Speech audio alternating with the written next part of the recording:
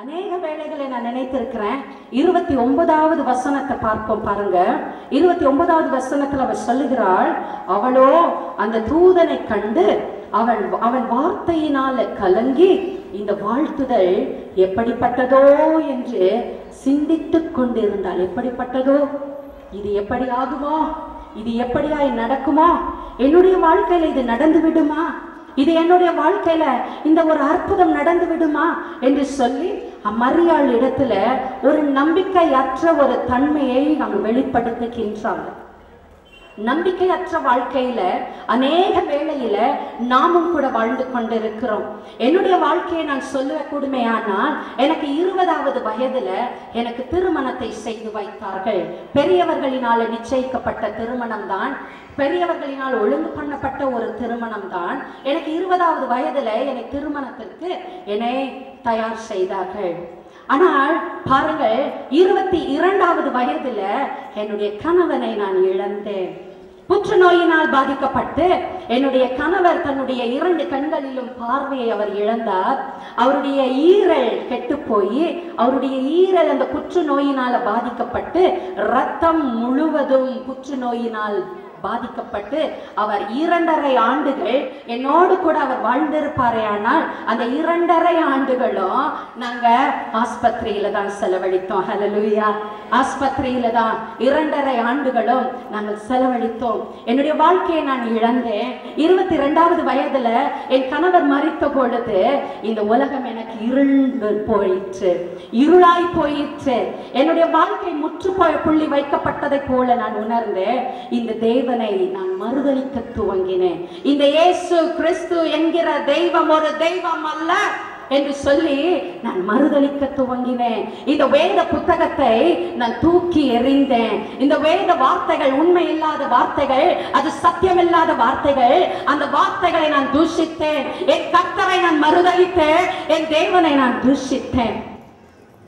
கண்ணீரோடு 4.5 ஆண்டுகள் என்னுடைய வாழ்க்கையை நான் கடத்தி சென்றேன். கண்ணீரோடு 4.5 ஆண்டுகள் கண்ணீரோடு நான் என்னுடைய வாழ்க்கையை நடத்தினேன். அப்பொழுதுதான் வார்த்தையில கர்த்தர் என்னோடு பேசினார். ஏசாயா 43:19வது வசனத்துல அவர் சொன்னாரு, இதோ நான் புதிய காரியத்தை செய்கிறேன், அதை நீ அறியீர்களா? வனாந்திரத்துல வழியையும் அவாந்திர வெளியில ஆறுகளை உண்டு பண்ணுவேன்னு சொன்னாரு. நான் பட்ட மரத்தை போல நின்றுட்டு இருக்கேன். வாழ்க்கையை முழுவதுமா இழந்துட்டேன். ஒரு 60 வயது பெண்மணி கூட எதை வாழ்க்கையில இழக்க கூடாது என்று நினைப்பாலோ அதை என்னுடைய 22வது வயதுல நான் இழந்தேன். ஆல் இஸ் கான் என்று சொல்லி, எல்லாம் முடிந்து போயிற்று என்று சொல்லி என்னுடைய வாழ்க்கையை முடித்துக் கொள்ள வேண்டும் என்று அநேக முறை நான் தற்கொலைக்கு முயற்சி செய்தவள். எப்ப பார்த்தாலும் பிளேடை எடுப்பேன், கையை போட்டு வெட்டிக்கிட்டே இருப்பேன். ரத்தம் போனா செத்து போகலாம் என்று நினைப்பேன். ஆனா என்னுடைய 1.5 வயது மகன் என் கை குழந்தையா என் கை கிட்ட நின்று கொண்டு இருக்கும் பொழுது அந்த பிள்ளைய முகத்தை பார்த்து பார்த்து பார்த்து இது நானும் போயிட்டேனா, என் பிள்ளை அனாதையா போய்விடுமே என்று சொல்லி அங்கலாய் போடு என்னுடைய ஈரை பிடித்து கொண்டு நான் நின்ற நாட்களை நான் நினைவு கூறுகிறேன். பிரியமானவர்களே, அப்பொழுதுதான் இந்த வார்த்தை எனக்கு வந்த பொழுது ஆண்டவர்கிட்ட கேட்டேன், இது எப்படி ஆகும், இது எப்படி ஆகும் ஆண்டவரே? வாழ்க்கையில எல்லாம் முடிஞ்சு போயிடுச்சு.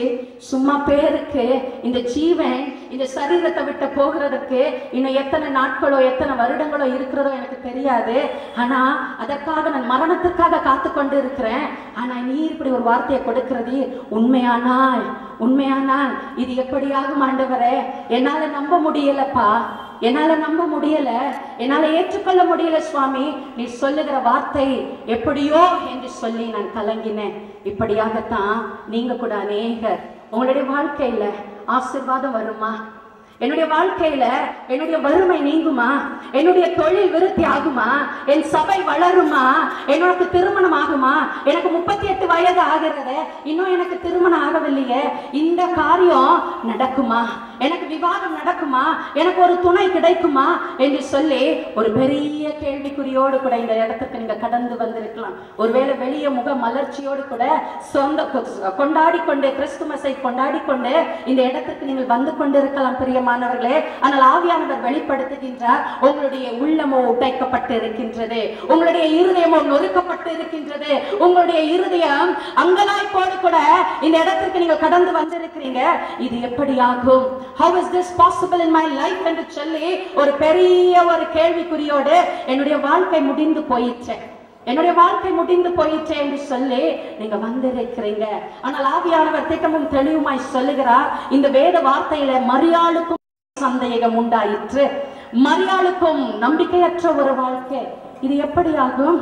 கலங்கி அவளுடைய உள்ளத்துல ஒரு கலக்கம், அது நிமித்தமாக ஒரு பயம், நமக்குள்ள ஒரு கலக்கம் உண்டாகின்றது, நமக்குள்ள ஒரு பயம் உண்டாகின்றது. இது எப்படி ஆகும்? இது எப்படி நடக்கும்?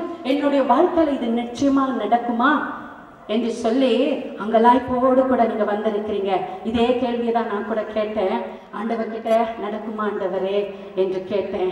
எனக்கு ஒரு வார்த்தையை கொடுத்தாரு.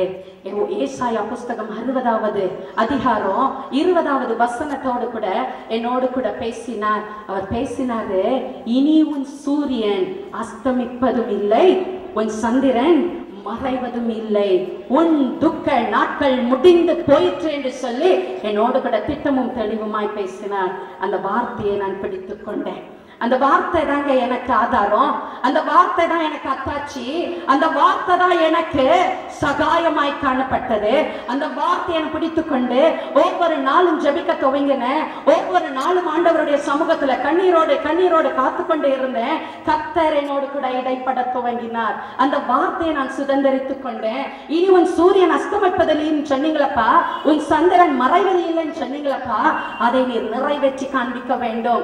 பட்ட மரத்தை போல நிற்கிறேனா, மறுபடியும் துளிர் விட வேண்டும் ஆண்டவரே, மறுபடியும் நான் காய்ச்சி பூத்து குலுங்கி அநேகருக்கு நான் ஆசீர்வாதமாய் நிற்க வேண்டும் ஆண்டவரே என்று சொல்ல அந்த வார்த்தையை கர்த்தர் கேட்டார். இன்றைக்கு நான் ஆயிரக்கணக்கான ஜனங்களுக்கு என்னை ஒரு ஆசீர்வாதமான பாத்திரமாக கர்த்தர் நிறுத்தி இருக்கிறார். ஹல்லேலூயா! கரங்களை தட்டி என் தேவனை மகிமைப்படுத்துவோம். கர்த்தருடைய வார்த்தை நம்மோடு கூட இடைப்படும் பொழுது அந்த வார்த்தையை நீங்கள் சுதந்திரித்துக் கொள்ள வேண்டியது அவசியமா இருக்கிறது.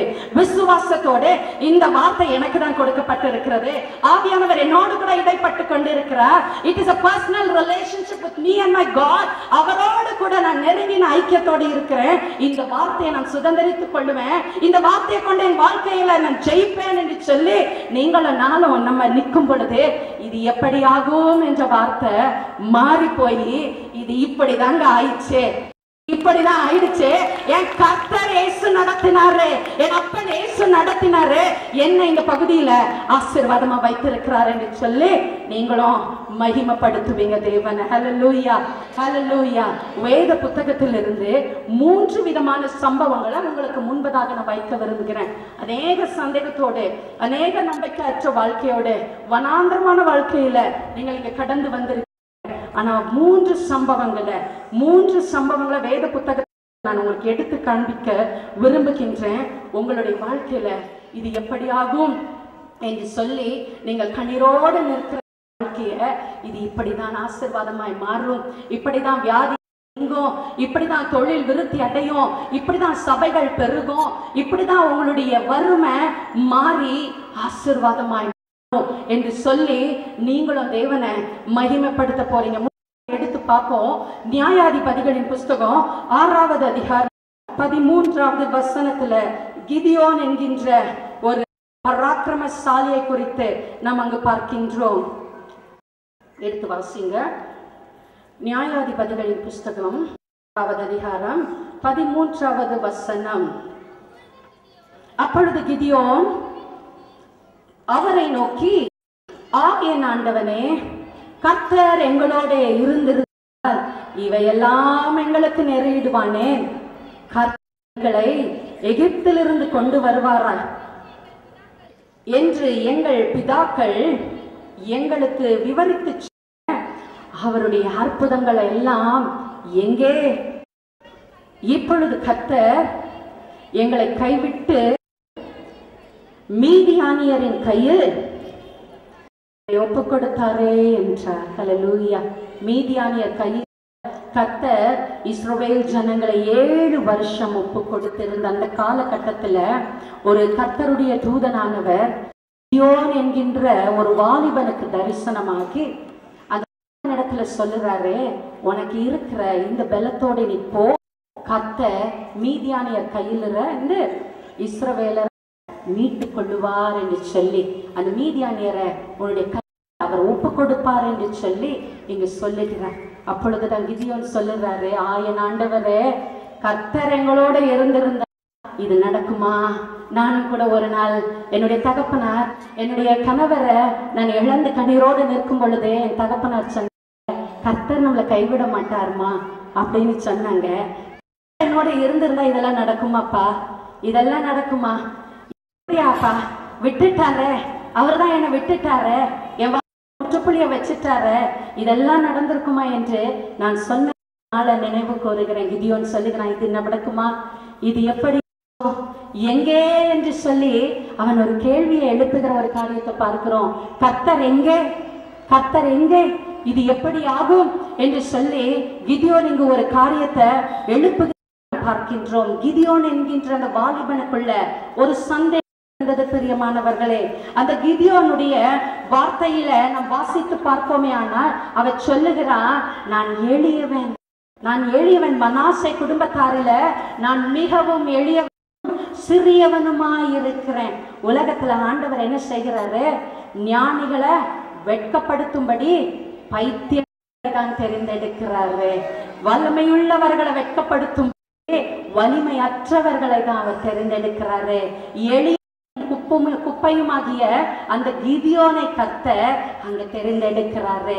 கர்த்தர் அந்த இஸ்ரவேல் ஜனங்களை மீட்டு எடுக்க கிதியோனை அங்கு சந்திக்க அவருடைய தூதனை என்று நாம் பார்க்கின்றோம். அவனுக்குள்ளும் ஒரு நம்பிக்கையற்ற ஒரு சூழ்நிலையை பார்க்கின்றோம். ஆனா கர்த்தர் திட்டமும் தெளிவுமாய் கிதியோன் கூட பேசுகிறார். நீ உனக்கு இருக்கிற இந்த போ என்று சொல்லுகிறார். உன்னையும் என்னையும் கூட கர்த்தர் பார்த்து அநேக வேளைகளில நாம் சந்தேகத்தோடு, ஆண்டவரே, என்னுடைய பெண்ணுடைய நடக்குமா, என்னுடைய கணவருக்கு ப்ரமோஷன் கிடைக்குமா, என்னுடைய இன்றைக்கு நீங்குமா, எனக்கு நல்ல ஆசீர்வாதமான வேலை கிடைக்குமா, என்னுடைய தொழில் விருத்தி அடையுமா, என்னுடைய சகல வியாதிகளும் மரணத்திற்கு ஏதுவான வியாதியில எனக்கு அன்பானவர்கள் தவித்துக் கொண்டாங்களே அந்த வியாதி நீங்குமா என்று சொல்லி, எப்படியா என்று சொல்லி நீங்களும் நானும் இன்ற வேலையில நின்று கொண்டிருக்கிற நேரத்தில் கர்த்தருடைய ஆவியானவர் சொல்லுகிறாரு, உனக்கு இருக்கிற இந்த பலத்தோட நீ போ என்று சொல்லுகிறாரு. அந்த வார்த்தையை நீ சொல்ல வேண்டும். ஹல்லேலூயா. கரங்களை தட்டுங்க. தேவனை மகிமைப்படுத்துகிறார். அவர் சொன்னது தாங்க அவர் சொல்லியும் செய்யாது இருப்பாரோ. அவர் இன்றைக்கு சொல்லி இருக்கிறாரு, உனக்கு இந்த பலத்தோட போ, உனக்கு உன்னுடைய சபையை பெருக செய்ய போகிறார். அநேக பாஸ்டர்ல போதகர்கள் இங்க வந்திருக்கிறீங்க. You have a big doubt. என்னுடைய சபை வளருமா? எனக்கு 20 குடும்பங்கள் தானே இருக்கிறது, என்னுடைய ஆசீர்வாதத்தை நான் இன்னும் பார்க்கலையே, 10 வருஷமா இந்த ஆண்டவருக்காக உழைக்கிறேன், பட் என்ன பலன் என்று சொல்லி நீங்கள் நினைத்து கொண்டு, but take this word my dear pastor, ஆவியானவர் சொல்லுறாரு, கொண்டு உங்களை ஆசீர்வதிப்பாரு. கரங்களை தட்டி அந்த வார்த்தையை நீங்க இந்த பலத்தோட நீ போ, கர்த்தர் உன்னோடு கூட இருக்கிறார், கர்த்தர் கூட இருக்கிறார், கர்த்தர் உன்னோடு கூட இருக்கிறார். உனக்கு கொடுத்திருக்கிற இந்த நீ கடந்து செல்ல மகளே, கடந்து செல்ல மகளே, கர்த்தரோடு கூட இருந்து பராக்கிரமசாலியான கிதியோனுக்கு செய்த உன்னையும் பராக்கிரமசாலியாக மாற்றுவார். நீ தேவையோடு இந்த இருக்கிற பிரச்சனையோடு நீ வந்திருக்கிற, போராட்டத்தோடு கூட வந்திருக்கிற, ஆவியானவர் சொல்லுறாரு, அந்த கிதியோனுக்கு செய்தவர் உனக்கு செய்யாமல், எனக்கு செய்த அதே ஆண்டவர் உனக்கு செய்யாமல் இருப்பாரா?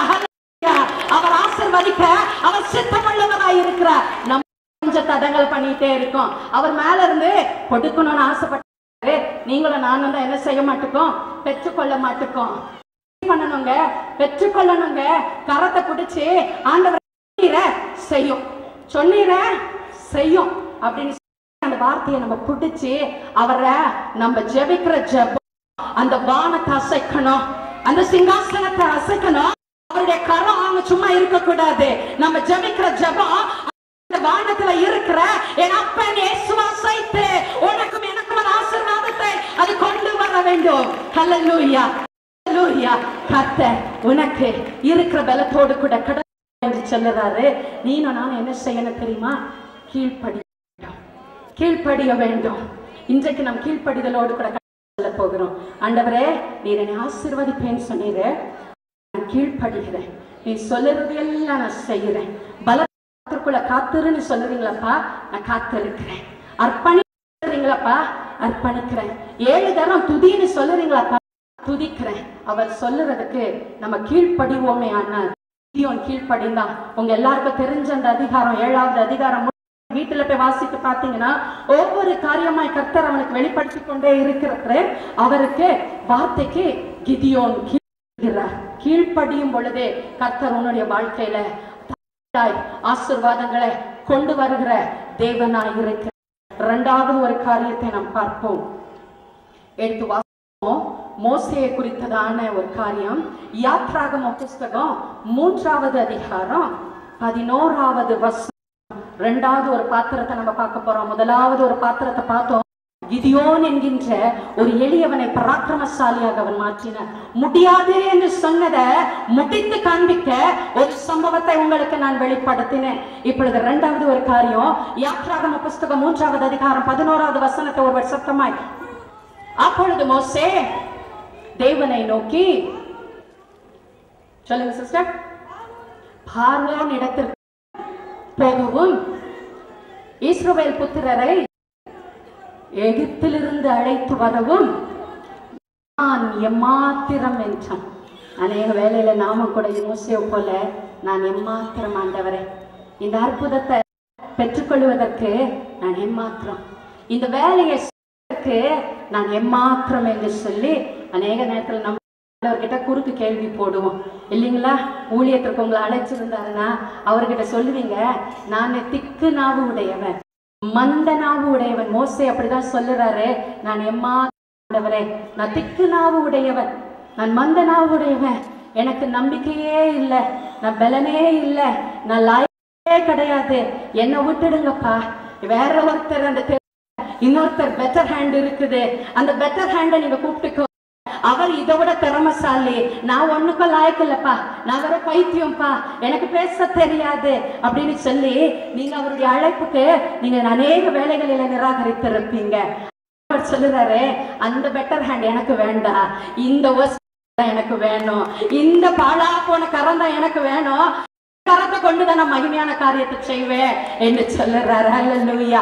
என 12 ஆண்டுகளுக்கு முன்பதாக கர்த்தர் என ஊழியத்திற்கு அழைத்து அவர் சொன்னாரு, என்னுடைய சொந்தரை அழைத்து நீ எனக்கு சொந்தமானவள் என்று சொன்ன, சொந்தமானவள் என்று சொன்ன சொல்லிட்டு சொன்னாரு, நீ என் பின்ன வா, நீ என் பின்ன வா என்று சொன்னாரு. உடனே பயன்படுத்துவேன் என்று சொன்னாரு. 12 ஆண்டுகளுக்கு முன்பதாக தீர்க்க தரிசன வார்த்தைகளை அவர் வெளிப்படுத்தினாரு. வெளிப்படுத்தி சொன்னாரு, நீதான் எனக்கு வேண்டும் மகளே, நீ என் பின்னே என்று சொன்னாரு. ஹல்லேலூயா. அப்பொழுது நான் சொன்னேன், ஆண்டவரே எனக்கு முடியாது, எனக்கு முடியாது. அவர் ஒரு தீர்க்க தரிசன வார்த்தையா சொன்னாரு, நீ லட்சக்கணக்கான முன்பதாக என்னுடைய நாமத்தை நீ மகிமைப்படுத்துவே என்று சொன்னாரு. அப்பா இதுக்கு நான் வேண்டாப்பா, எனக்கு இந்த மைக்க பார்த்தா ஒரே நடுங்கும், எனக்குள்ள ஒரு பயம் உண்டாகும், எனக்கு தெரியாது, எனக்கு தமிழ்ல பேச தெரியாது, எனக்கு பாட்டு தெரியாது, எனக்கு பைபிள தமிழ்ல எழுத்த கூட்டி வாச தெரியாது டாடி, நான் வேண்டாம் ஆண்டவரே, இதை விட பெட்டர் ஹேண்ட் எங்கேயாவது இருப்பாங்க, அவங்கள பிடிச்சு கொள்ளுங்கன்னு சொன்னாரு. நான் பள்ளிக்கூடத்துல நான் ஒரு ஆசிரியையா வேலை பார்த்து விட்டு நான் இந்த பள்ளிக்கூடத்துல ஏதோ ஒரு எனக்கு செய்ய முடிஞ்ச ஸ்கிரிப்சர் கிளாஸ் நான் எடுத்து விட்டு சென்று விடுவேன். நான் வேண்டாம் சாமி, நான் வேண்டாம் என்று சொன்னேன். ஆவியானவர் சொன்னாரு, பைத்தியக்காரியாகிய நீதான் எனக்கு வேணும், நீதான் எனக்கு வேணும், ஒன்றுக்கும் உதவாத நீதான் வேண்டும் என்று சொன்னாரு. நீ எம்மாத்திரம் என்று நீ ஆண்டவர் கேள்வியை கொடுக்காத, எங்கே ஆண்டவரே என்று சொல்லாத, கொடுக்கிற அழைப்பை நீ நிராகரிக்காத. ஆண்டவர் ஒன்னதான் தெரிந்தெடுக்கிறாரு, ஒன்னதான் அவர் அழைத்திருக்கிறாரு. இது எப்படியாகும் ஆண்டவரே, இது எப்படி நடக்கும் ராஜா, நான் அதற்கு எம்மாத்திரம் சுவாமி என்று சொல்லி கர்த்தரிடத்துல நீ குறுக்கு கேள்வி போடவே அவசியம் இல்லை. கர்த்தர் மோசையோடு கூட இருந்த தேவன் உன்னோடு கூட அவர் இருக்கிறார். மோசே கிட்ட ஒரு தாழ்வு மனப்பான்மை இருந்ததை நாம் பார்க்கின்றோம். பயங்கரமான தாழ்வு மனப்பான்மை. தாழ்வு ஒரு மனுஷன் கிட்ட இருக்கணுங்க, ஆனா தாழ்வு மனப்பான்மை இருக்கவே கூடாது. தாழ்வு மனப்பான்மை நேரங்களிலும் நமக்குள்ள என்ன உண்டாக்குகிறது? ஒரு பயத்தை உண்டாக்குகின்றது. இந்த பயம் நமக்குள்ள வரும் பொழுது விசுவாச கிரியை செய்ய அதை அனுமதிக்கிறதே இல்லை. அதனால நீங்க ஒன்று இன்றைக்கு நீங்கள் எடுத்துக்கொள்ளணும். கர்த்தர் உங்களை அழைப்பாரே ஆனால், கர்த்தர் உங்களை தெரிந்தெடுப்பாரே ஆனால், கர்த்தர் உங்களுக்கு ஏதோ ஒரு ஆசீர்வாத காரியத்தை செய்ய வேண்டும் என்று நிற்பாரே ஆனால், உன்னுடைய அவிசுவாசம், உன்னுடைய தாழ்வு மனப்பான்மை, உன்னுடைய பயம் அவருக்கு முன்பதாக வந்து குறுக்கால நிற்க அனுமதிக்க கூடாது. அந்த தாழ்வு மனப்பான்மை தூக்கி எறிங்க, அந்த பயத்தை தூக்கி எறிங்க, அந்த அவிசுவாசத்தை எறிங்க. கர்த்தர் கிட்ட சொல்லுங்க, இதோ ஆண்டவரே, இதோ ஆண்டவரே, என்னை பயன்படுத்த வேண்டும் என்று நீர் விரும்புவீர், என்னை கொண்டு நீர் அற்புதங்களை செய்ய வேண்டும் என்று விரும்புவீரே ஆனால், என்னோடு கூட நீர் இருக்கிறீர் என்பதை இந்த உலகம் அறியும்படியா நீர் வெளிப்படுத்த வேண்டும் என்று நீர் விரும்புவீரே ஆனால், இதோ நான் வருகிறேன் ஆண்டவரே என்று சொல்லணும். அப்படியா நீங்கள் ஒப்புக்கொள்ளணும். மூன்றாவது ஒரு காரியத்தை பார்ப்போம். லாசருவை குறித்து வேதம் சொல்லுகிறது. லாசருடைய மரணத்தை குறித்து வேதம் சொல்லுகிற ஒரு காரியத்தை யோவான் எழுதின சுவிசேஷம் 11வது அதிகாரம் 39வது வசனத்துல சொல்லப்பட்டிருக்கிறது. சகோதரி வாசிங்க. 11 யோவான் 39. அந்த கல்லை எடுத்து போட்டார். அவளுடைய சகோதரியாகிய மார்த்தாள் அவளை நோக்கி, ஆண்டவரே, அது நாருமே 4 நாளாயிடுச்சு. எங்க ஏசு அப்பாவுக்கு ஒரு அக்கா புத்தி சொல்லுறாங்க. யார் புத்திமதி சொல்லுறது? மார்த்தாள் அக்கா புத்திமதி சொல்லுறாங்க. என்னவோ ஏசுக்கு தெரியாதது மாதிரியும் 4 நாள் ஆயிடுச்சு, உள்ள திறந்த கப்படிக்குமே இருக்குமே அப்படின்னு சொல்லி அவருக்கு தெரியாதது போல எங்க அப்பா இயேசுவுக்கு மார்த்தாள் ஒரு புத்திமதி சொல்லுறாங்க. Lord, this is not possible. நாருமே ஆண்டவரே, நாருமே சாமி, முடிஞ்சு போச்சு சாமி, முற்றுப்புள்ளி ஆயிற்று. 4 நாளைக்கு முன்னாடி வந்திருந்தா அற்புதத்தை செஞ்சிருக்கலாம். அன்னைக்கு வந்திருந்த பிரயோஜனம் இல்லைங்க. அன்றைக்கு வந்திருந்த தேவ நாமம் மகிமைப்பட்டிருக்காது. 4 நாளைக்கு என் கர்த்தர் வந்ததுனாலதான் அவருடைய நாமம் உலகம் எங்கும் அடைஞ்சிச்சு. ஹல்லேலூயா.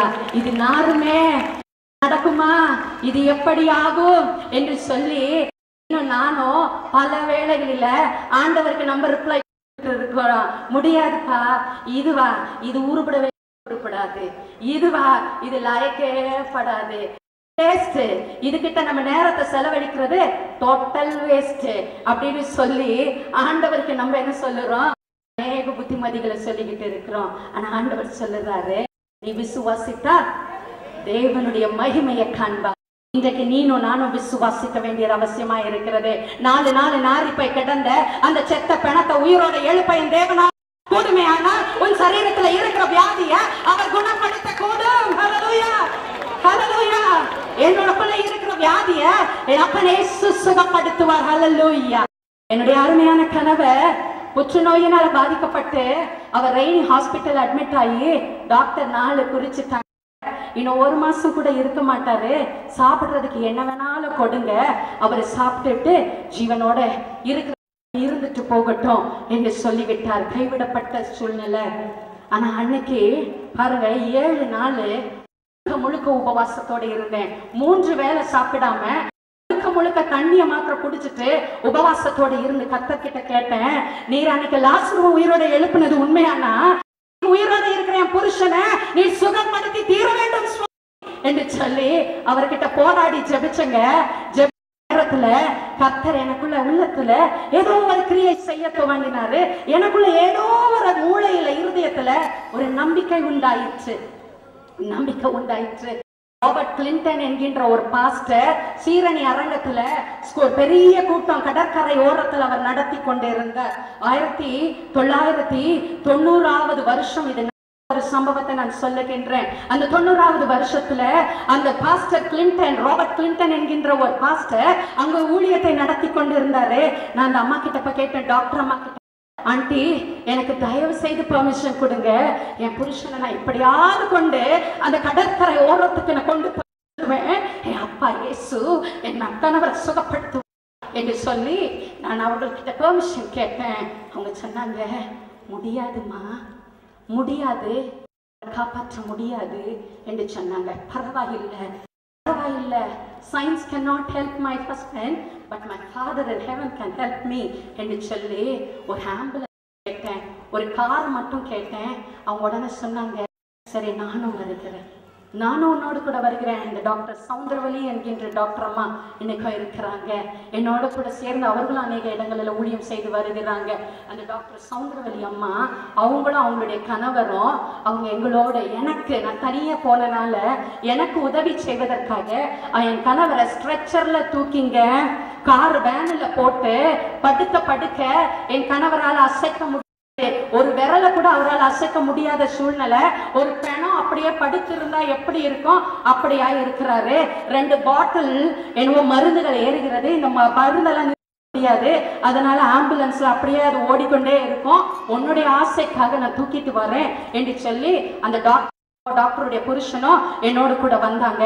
சீரணி அரங்கத்துக்கு நாங்க போனோம். அவர் படுக்க நான் முன்பதாக கொஞ்சம் தூரத்துக்கு முன்பதாக அந்த மணல்ல போய் முழங்கால் படியிட்டு என் ஆண்டவருடைய பாதத்தை கட்டியா பிடிச்சுக்கிட்டு, ஆண்டவரே இன்றைக்கு என் கணவருக்கு நீ ஜீவனை கொடுக்க வேண்டும், நீ ஜீவனை கொடுப்பீரையானால் நான் ஜீவனுள்ள நாளெல்லாம் உமக்கு சாட்சி, நான் உலகம் எங்கும் சென்று உடைய நாமத்தை நான் மகிமைப்படுத்துவேன் ராஜா, இன்றைக்கு நீ குணப்படுத்தியே ஆகணும் என்று அவரை விடாப்பிடியா நின்று நான் ஜெபித்துக் கொண்டு இருந்தேன். அப்பொழுது ஜெப நேரம் வந்தது. பிரியமானவர்களே, ராபர்ட் கிளின்டன் என்கின்ற பாஸ்டர் அவர் கரத்தை நீட்டி விரலை நீட்டி, நாங்கள் ஒரு இடது பக்கத்துல பின்னாடி இடம் இல்லாம காரை பார்க் பண்ணி நாங்க நிறுத்தி இருக்கிறோம். அவர் காரத்தை அப்படி நீட்டி சொன்னாரு, there is a young man who is lying on his deathbed inside a car. The word of God says I am going to heal him. இப்படியாக கரத்தை நீட்டி சொன்னாரு. சொன்ன மாத்திரத்துல நான் அற்புதத்தை பார்த்தேங்க. என் கணவர் அந்த ட்ரிப்ஸ் எல்லாம் குடிங்கி தூக்கி எரிஞ்சிட்டு அது விரல கூட அசைக்க முடியாது. என் கணவர் அற்புதமா எழும்பினாரு, ஜீவனோடு எழும்பினாரு, உயிரோடு எழும்பினாரு. அவர் போர்வையெல்லாம் தூக்கி எறிஞ்சிட்டு நேர ஸ்டேஜுக்கு ஓடினாருங்க. ஹல்லேலூயா. இதற்கு நான் சாட்சி. ஜீவனோடு கூட அசைய முடியாம இருந்த என் தேவன், என் கணவரை, ஜீவன் உள்ள என் தேவன் கணவரை அந்த இடத்துல எழுப்பி நிறுத்தினாரு. கண்கள், என்னுடைய சொந்த கண்கள், நான் வேதத்துல தான் பார்த்திருக்கிறேன்.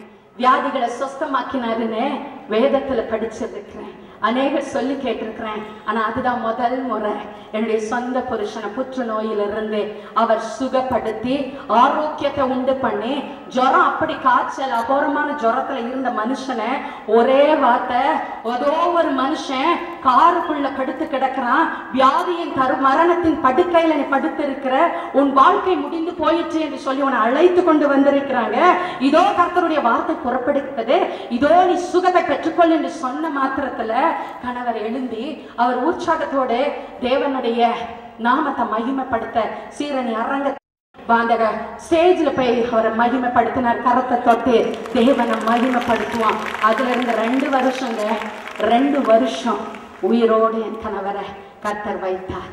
என் தேவனால அற்புதத்தை செய்ய முடியுமே. ஆனால் இன்றைக்கு உன் சரீரத்துல வியாதியோடு கூட நீ இந்த இடத்துக்கு வந்திருக்கலாம், உன்னுடைய சரீரத்துல பலவீனத்தோடு இருக்கலாம், வயிற்றுக்குள்ள கட்டி இருக்கலாம், முட்டி நடக்க முடியாம இருக்கலாம், மூளை கலங்கி போய் நிற்கலாம், சரீரம் முழுவதும் வேதனை பாரத்தோடு நீ வந்திருக்கலாம். ஆனா அப்பா இயேசு சொல்லுறாரு, உன்னையும் கர்த்தர் சுகப்படுத்த அவரால் முடியும்.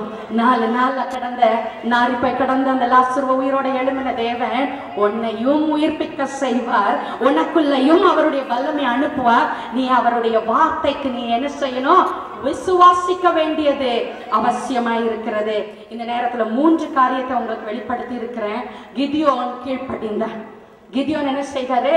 கீழ்ப்படிந்தான். மோசே என்ன செய்தாரு? தனக்குள்ள இருக்கிற தாழ்வு மனப்பான்மையை எடுத்து போட்டு பயத்தை நீக்கி, கர்த்தர் உன்னோடு கூட நான் இருக்கிறேன் போ என்று சொன்னாரு. அவர் போனாரு. லாசருவை பார்த்து மரியாள் சொல்லுற, இயேசுவை பார்த்து சொல்லுறா, நான் ஆண்டவரே நானுமே இப்படி எப்படி ஆகும் என்று சொன்ன பொழுது இயேசு சொல்லுறாரு, நீ விசுவாசிக்க கூடுமானால் தேவனுடைய மகிமையை நீ காண்பாய். இன்றைக்கு நீங்களும் நானும் விசுவாசிக்க வேண்டியது அவசியமா இருக்கிறது. விசுவாசனா என்ன? அவர் அப்படியே நம்புங்க. இப்ப சொல்லுற வார்த்தைகளை நம்புங்க, அப்படியே புடிச்சு கொள்ளுங்க. மொட்டை விசுவாசிய போல இருக்காதீங்க. ஜபம் பண்ணிட்டு பண்ணிட்டு பண்ணிட்டு இப்ப கண்ணாடியில போய் ஒரு மொட்டை அம்மா போய் பார்த்தாங்களாம், முடி வளர்ந்துரும் ஜபம் பண்ணாங்களாம். அங்க போய் கண்ணாடியில பார்த்தா ஒரு முடி கூட நான் தான் நினைச்சேன் இவர் என்னைக்கு எனக்கு முடிய முளைக்க வைக்க போறாருன்னு சொல்லாதீங்க. விட்டாப்புடியா புட்டிங்க. அது ஒரு மாதம் கூட எடுக்கலாம், ஒரு வருஷம் கூட எடுக்கலாம், பல வருஷங்கள் கூட ஆகலாம். ஆனா சொன்னதுதான். உன்னை ஆசீர்வதிப்பேன்னு சொன்னா சொன்னதுதான். நீ விசுவாசிக்க கூடுமானா தேவனுடைய மகிமையை காண்பா என்று சொன்னது உண்மைதான். இது மரணத்திற்கு ஏதுவான வியாதி அல்ல. இது தேவ நாமத்தை மகிமைப்படுத்தக்கூடிய ஒரு காரியத்தை கர்த்தர் உன் வாழ்க்கையில் அனுமதித்திருக்கிறார் என்று சொன்னது உண்மைதான். சொன்னதுதான். நம்ம எல்லாரும் எழுந்திருச்சு நிற்போம். இது எப்படி ஆகும் என்று சொல்லி மரியாள் கேட்டதை போல நாம் கேட்டுக்கொண்டு இருக்காத படிக்கு ஆண்டவரே இது நடக்க போகிறேன். It is right from this day, இந்த நாள் முதற்கொண்டு நீர் என்னை ஆசீர்வதிக்க நீர் விரும்புகிறீர் என்று சொல்லி நம்மையே அவரிடத்துல அர்ப்பணிப்போம். ஹல்லேலூயா, ஹல்லேலூயா.